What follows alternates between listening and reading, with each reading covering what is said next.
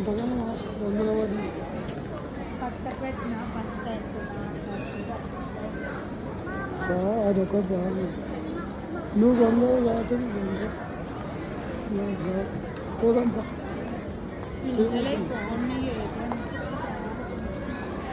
పైసలు పట్టుకుంటూ రాదు. పిల్లల దానికి అనమ్మ దాన్ని పట్టుకురావచ్చు చూడు. అమ్మమ్మ అసలు దొరకదు దొరకదు.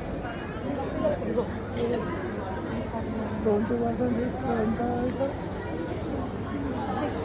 అది కూడా చేసి పెట్టాలి.